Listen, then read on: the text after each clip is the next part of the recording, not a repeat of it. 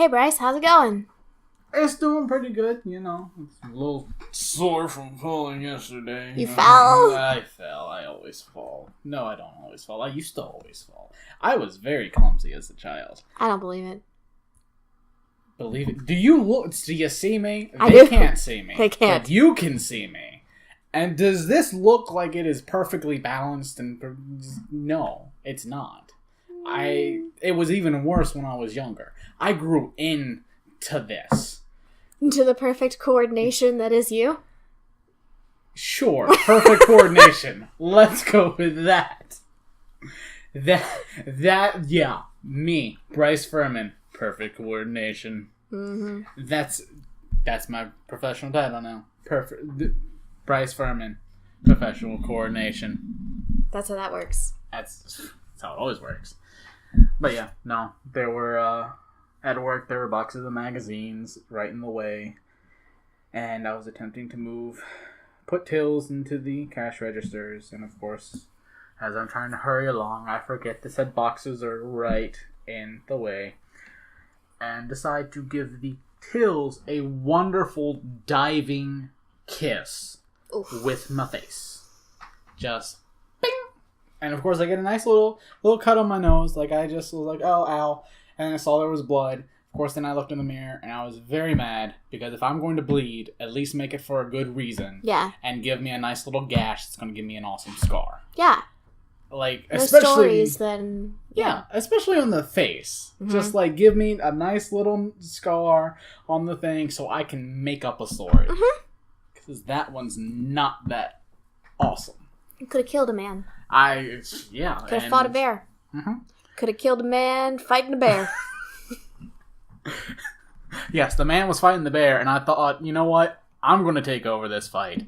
Killed the man, fought the bear, then killed the bear. Yep. Mm-hmm. And then made a nice coat out of his fur. Yep. Peter be damned. He was encroaching on my territory, so that's how things go. But yeah, other than that, I'm doing fairly well. How about you? I'm good.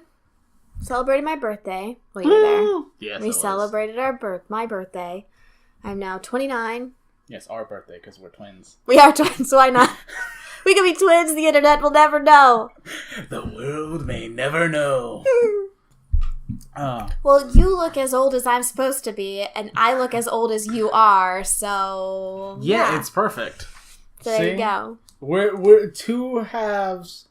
Like, if we just could switch around, we would make sense. Equilibrium. Yep. That's what we bring to this world. The universe said, you know what, we gotta make this balance. Mm-hmm. You are going to be older, but look the age of him, but he's going to be younger and look the age of you. You will be happy because you will forever be thought of as younger. He will be thought of as an old man when he's like 25. And then he will live up to that by being an old soul. And Yep. constantly saying, listen here, kiddies, I don't know about this newfangled lingo that you've got going on. But, you're going to have to start making some sense here. Oh, boy. Oh, man. You've had to work with young people at the cash registers for too long. Oh. And they always give me the same response. You're like only a couple years older than us. Yeah, well, I don't look it and I don't feel it, so. You're only a couple years older. They don't act it. I know. So there. They don't act it, I don't act it. It's they go younger, I go older. Widen the gap. Yep. We want to fit a bus through this thing. Mm-hmm. Mm-hmm. Next step, Boeing 747. Did you enjoy your party? I enjoyed my party. I enjoyed my party a little too much. But I enjoyed my party. You say that as if you got white girl wasted. You were just tired. I was very sleepy. I just worked like every single morning. So, yeah. And I worked that morning and then I tried to take a nap and I could not get enough sleep because I was too excited for my party. My favorite part is that the lights actually came back on because the lights went out at 5:30 and I got there at 6. And I was like, ooh, ambience, because they had these like LED candles. Mm-hmm. And then I was like, not ambience, because then I saw the string lights that were not on. Ooh, that was gonna be a tough party to throw. It was gonna be a rave, as I said when I walked in the door. Just yeah, but the amount of reading that we had to do for this party, it was a murder mystery party because we're nerds. If you didn't know it already. Oh my god! What? No. My family was very kind as to throw me a birthday party because what I really wanted for my birthday was to get together with my friends, but not have to do any of the planning or execution. And just enjoy it. And what was at first just going to be friends hanging out, maybe some board games, maybe whatever, turned into, well, do you want to throw a murder mystery party? And I was like, do I? So I went online, right? And I was like, murder mystery themes. Because I'm like, I only want to do one if I find like the perfect theme. Like in the past when I've looked at these things, because when I was younger, I had one. There's like luau themed or 1950s sock hop themed. And I'm like, that's all well and good. I like me a poodle skirt as much as the next girl, but that's not really what Once Upon a Murder, that's the first thing that came up in Google search. And I was like, done and done. Thank the Lord I have fellow nerdy friends and wonderful people that are willing to put on costumes and show up at my house and pretend that they murdered my mom. Oh, pretend? Well, that's a lot of stuff in my car that I gotta get rid of now. But yeah, it was a lot of fun. I had a lot of fun doing the first act when I wasn't sleepy, and a lot of fun doing the second act. I liked putting on like this, because I was Snow White, I liked putting on the Snow White little like, oh, hello there. Please, could you help me? But by the third act, I had 2 glasses of champagne, and I don't even know. I think I had half of my bottle of wine. So, because it was in a champagne flute, so it was really easy to just keep pouring. So by the third act, when you're supposed to actually gather clues and, like, solve the mystery, I was more about solving the mystery of keeping my eyes open. Let's see. Pencils, toothpicks, duct tape. Yeah. Anything that works. So, shot of adrenaline. As long as everybody had a good time, and I didn't as you said, I wasn't white girl wasted. I didn't black out. I remember the party.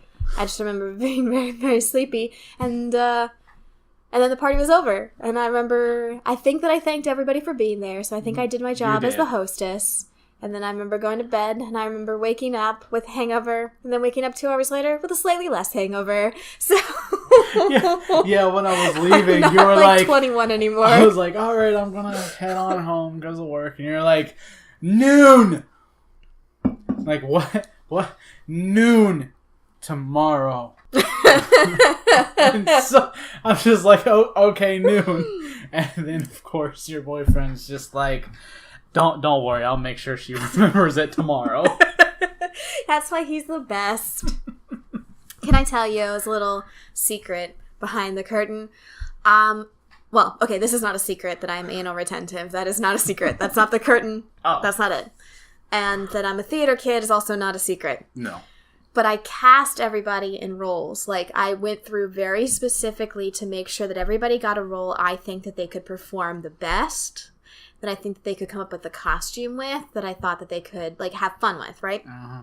Except for me, I put myself in the throwaway role that I didn't think anybody wanted. I didn't want it.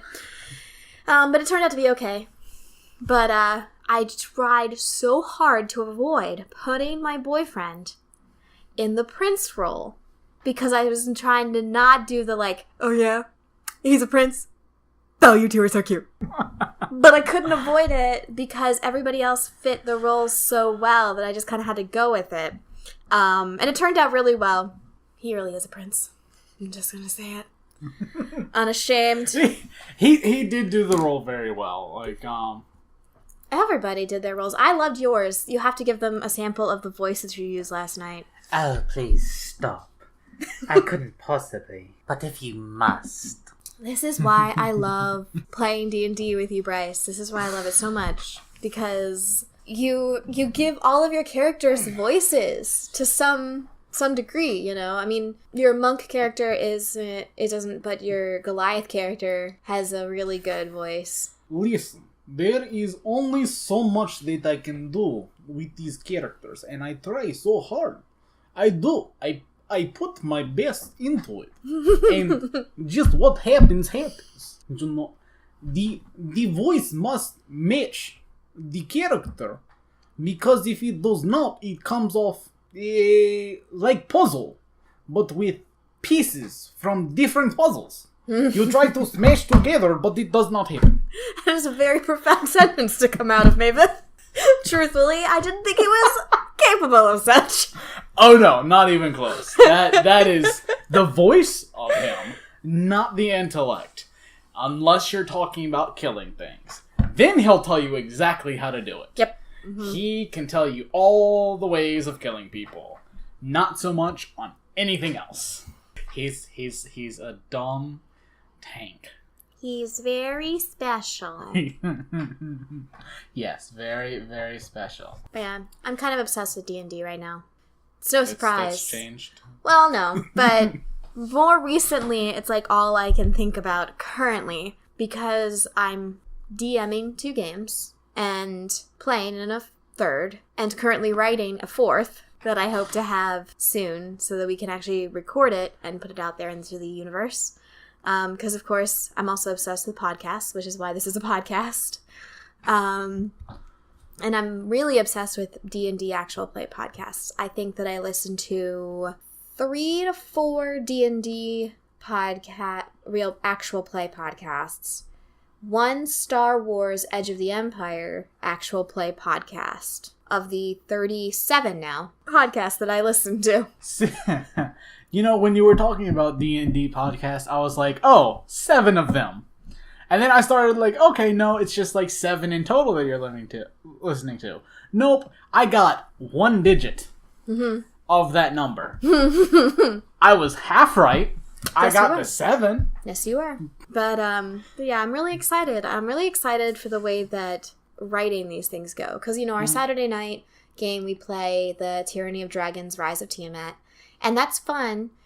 And I always recommend that somebody who's starting out, as this was my first true DM experience, play something that's been published already. So that they don't have as much work in the front. They don't have to try to create everything. And then as they start to really like play around with the world, they could maybe add an encounter that they think is fun and see how that goes and that kind of thing. Yeah. Then the Monday night, I'm still using the universe of D&D, so I'm still using the Forgotten Realms so that I don't have to create the setting and the people and the places and all that stuff. But, you know, I'm adding here and there. And recently, the place that you guys are right now, I've made up completely. And it was a lot of fun. It's more comprehensive than I thought it was when I started writing it. Most of that comes from just improvising on you guys. This next one, I'm writing everything, all this stuff. I'm creating a whole world. I'm creating and the pantheon of the gods plays a big part of it. So I'm creating that right now. And pretty much, so for those that don't know, I bake. So I'm at work from 3 in the morning till about 11 in the morning. And 3 to 4 of those hours, there's nobody else in the store. So I'm listening to podcasts, which is why I have so many to listen to. And as have to put my podcast away because, you know, people frown upon headphones. It's bad customer service or whatever. Customers. When I'm sitting there bagging bread, which of course takes a lot of my thought power to do. Of course. When I'm not thinking about bagging bread, I'm thinking about how to write D&D campaigns and how to create characters and all of that stuff. And those are the moments that I wish that I had like a little piece of paper that I could stop and just like jot down because I'll think of it then and then I'll get home and I won't think about it again. So you need to get like a little notebook because that's one of the things that I did when we were starting this is to try and help with ideas because I knew I wasn't going to remember it, and if I remembered anything, it would be like maybe 10% of what I thought about, right? And I would only have like a vague notion of what I was thinking, so I started carrying around a little notebook so that way anytime it struck me or you know something happened, and I'm like, okay, well this is what we can talk about. I would just write it down. That way, the way that our minds work, just the random mess that it is. Oh God, yes.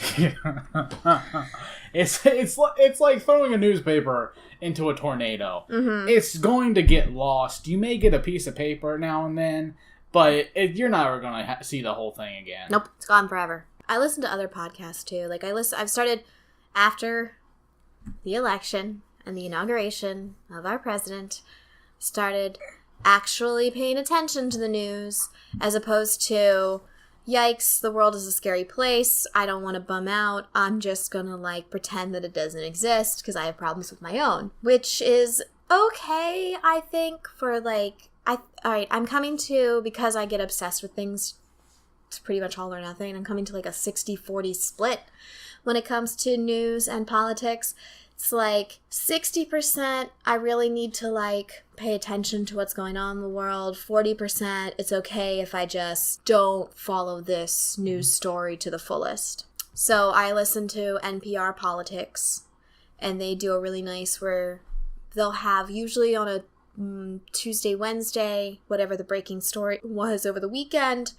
And then on Thursday, Friday, they'll have like a weekly roundup of whatever else is going on. So it's a good place to start. I try very, very hard not to get my news from Facebook because you never know what sources, regardless of the political bias, you never know what is real and what's not. I was watching John Oliver's Last Week Tonight. Mm-hmm. And he had a good quote that I was like, oh shit, that's right. That is so accurate. It's like, if you are reading an article and you are agreeing with everything that is being said, that should explain the bias of the article right there. Not a good news source. Mm-hmm. You're just reading opinions you already have. And that's also true. I'm trying to widen my opinion to those that I don't right away agree with so that I can like be a part of a conversation and not just a yelling match.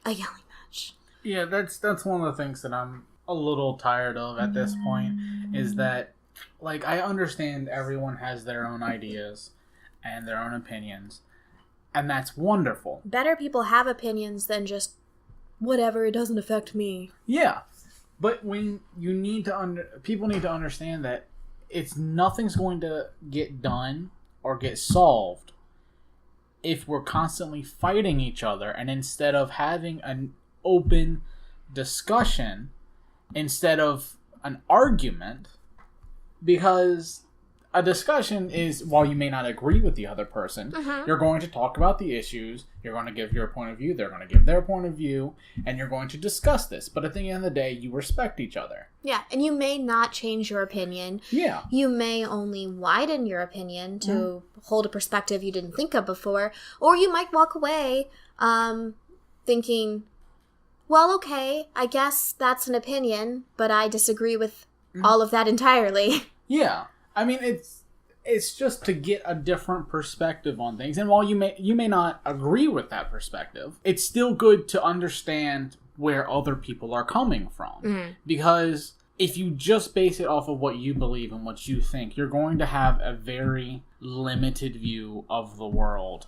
And also, when you get into discussions, you're not going to be able to accurately, if you want to defend your point of view, but you don't understand the other side of the argument, then how are you going to be able to properly defend yourself and your ideas when issues are brought up? Because if you only stick to, okay, this is what I want, this is what I believe, and you don't think of, okay, well, what about this? What about this little extra thing that you don't believe in, but you didn't actually take the time to think about or research or whatever else because you were so stuck in just what you wanted, just what you believed, instead of looking at it from anyone else's point of view.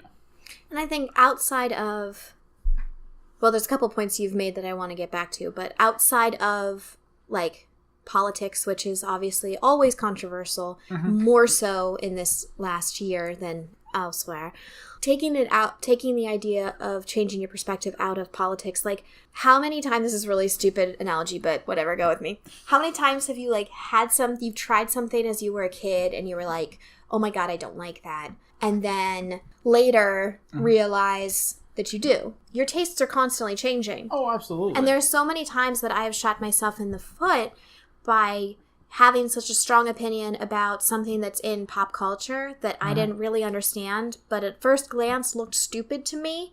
And I'm like, well, I don't like that. And then later started, like, reading more about it, listening more about it, seeing it around and thinking, you know what, I actually do kind of like this. And now I feel like a dummy because I just said how much I hated this thing. I'm going to look like a hypocrite if I start liking this thing. So I think it's okay to change your taste. Oh, yeah. I think it's okay to come to a new perspective. I think that it's okay to just, everybody changes, you know? So, but the only way to do so is to have more, to take in more knowledge. I mean, knowledge is power. Like, but it's true. Knowledge is power. And that's one of the things I wanted to get back to. You said so perfectly is that if you just worried about fighting each other, I feel like a lot of our political spectrum has become the narrative of Democrats versus Republicans. As opposed to we, the American people. After the election, when it's so clear that people who voted for our president are not bad people, but they obviously felt ostracized by their government for whatever reason. And that became more apparent after listening to President Obama's farewell address when he asked for everyone to just give as much compassion to the person that, anyone that you would want yourself, whether that is a person of color who's had a life experience that you could not experience yourself, to the white blue-collar worker who's watching the world change so rapidly due to technology and social justice that it is frightening to them, because then they have to question where they fit in it. And sadly, as human beings, our first thought is not, well, I'll just go with the flow. Our first thought is always to push back. I personally have tried so hard to not label people Democrats and Republicans, but rather to think about the political spectrum as just that, something that kind of you ebb and flow over. Like a meter, because I am socially liberal. I have a hard time understanding how somebody can look at a person and not think that they have certain rights that other people want to enjoy. And I have a problem with that. That's something that I'm going to have to figure out how to not just shut my brain down and be like, nope, you're wrong, so that I can actually, like you said, argue against it if I don't understand the other person's side. But I am socially liberal. I believe that there are certain things that people deserve and they need to be protected by our country and our sovereignty. But when it comes to other issues outside of social justice, I am more moderate. I don't go 100% one way or 100% the other. And I can only imagine that others are exactly the same way. That there's more that ties us together than pushes us apart. But as soon as somebody hears the words, well, you're a Democrat, they're like, oh, well, then you're not on my team. It would be like saying, like, well, you follow this sports team and I follow green sports team. So if you're a red sports team and I'm a green sports team, and we cannot be on the same team, period. It's like, okay, well, that's all fun when it doesn't matter, like sports or the Oscars or whatever, when it's all just fun to see, well, who's going to win. But when it's actually talking about our country, we can't just alienate and be like, well, you're automatically wrong because you're not on my team. Yeah, no, and it used to be like 20 years ago that there were conservative Democrats and liberal Republicans. And so because you know, they were a majority of their views leaned towards Republican, and so that's who they sided with. But then they also had some liberal views, and vice versa with Democrats.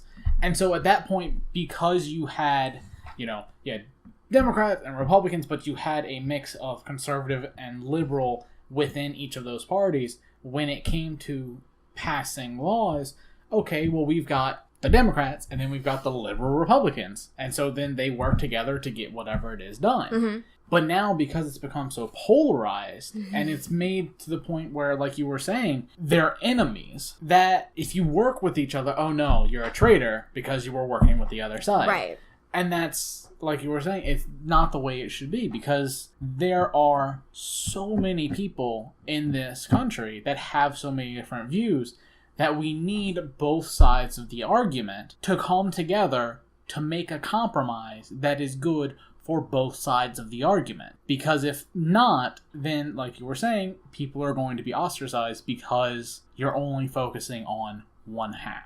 The way that I look at it is my personal views are my personal views. And what I do with my life is my choice. Mm-hmm.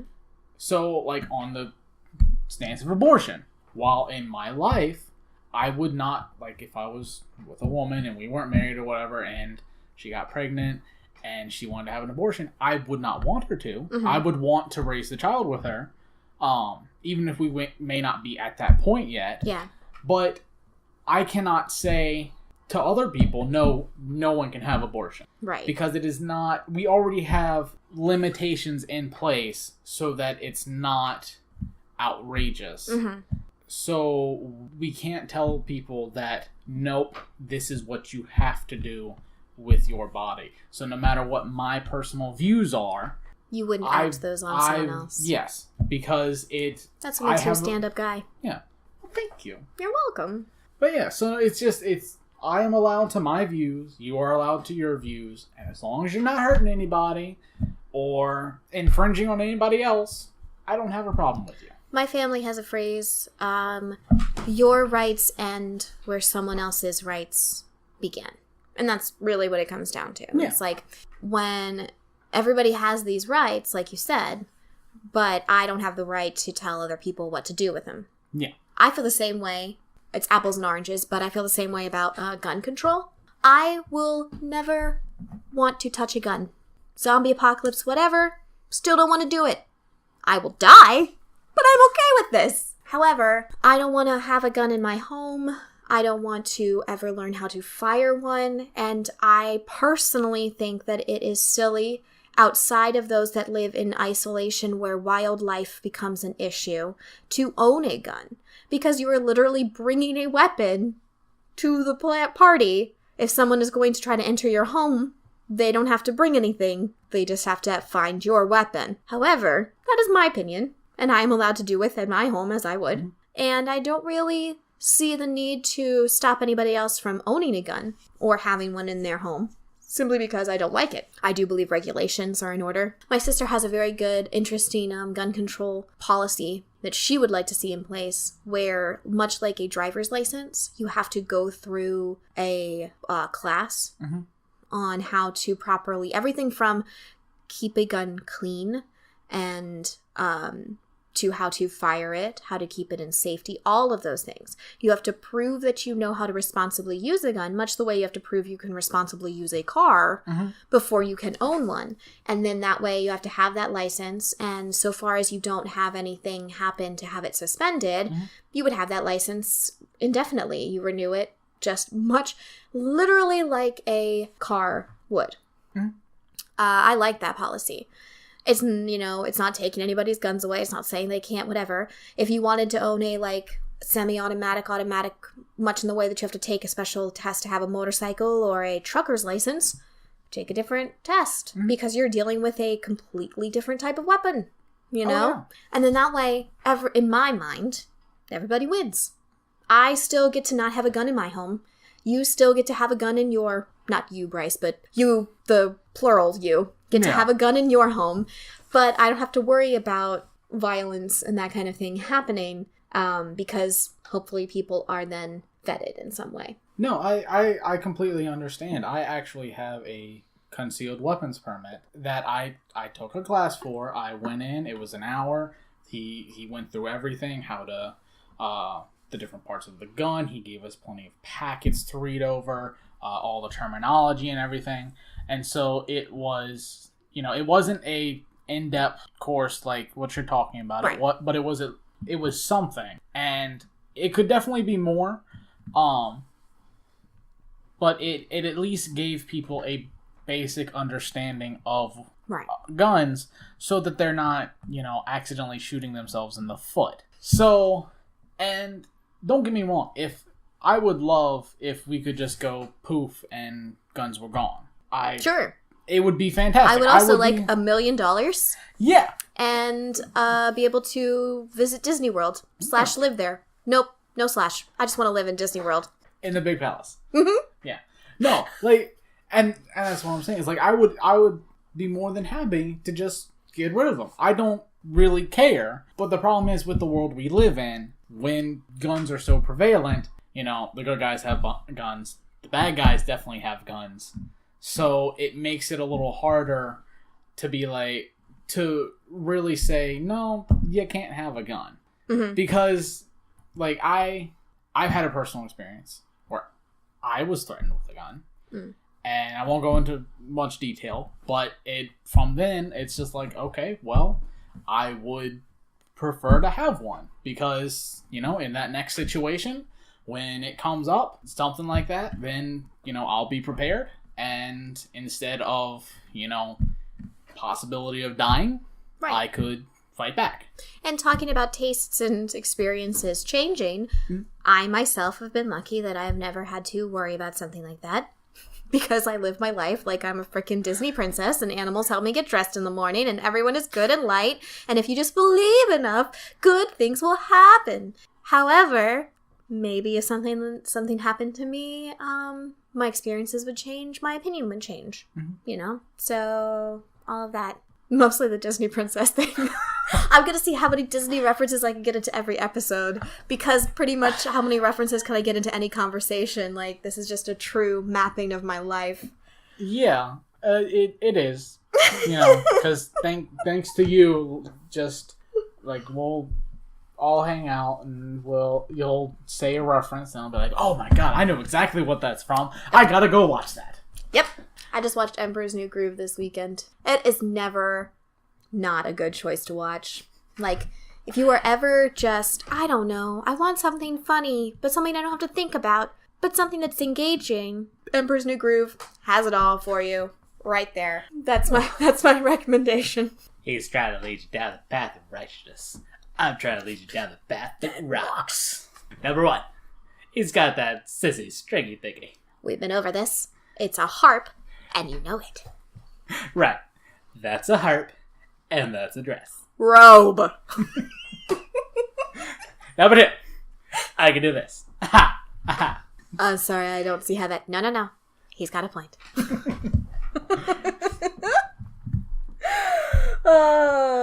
I like how we went from, okay, well, let's talk about serious. Let's get some real talk. And then it's like, wait a second, this gets too real. Let's act like stupid goofballs.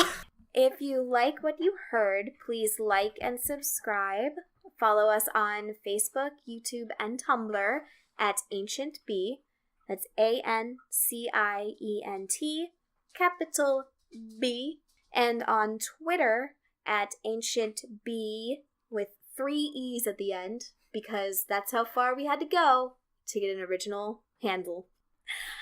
Whatever works. I'm Heather, and you can find me pretty much all over the web. Tumblr, Twitter, YouTube, and Pinterest at The Fae Lady, TheFaelady. And then I, Bryce, you can find me on Facebook. I should be connected to the Ancient Bee page. If not, you can always look up for Bryce Furman. I don't have some fancy name on that one. But I also do have a Twitter, the Twit. And that is my lovely old high school nickname. I believe it is under B Fizzman. BFIZZMAN. Mm-hmm. If you need to get in touch with me for any reason, information, you want to talk about the subjects that we've talked about today, or just something you would like. You have other topics you want to talk about. Yeah, absolutely. Just more topics you want us to talk about, things you want us to check out, give our opinions on. We will be more than happy. We're opinionated. We are absolutely opinionated, and we love nerdy things. So just share it. We will gobble it all up. Mm-hmm. We are hungry for the nerddom. And as we sign off, I just want to say that, in this current world of uncertainty, I think what is truly needed is a little bit of empathy and compassion above all else. So, in the immortal words of some most excellent dudes, I want to ask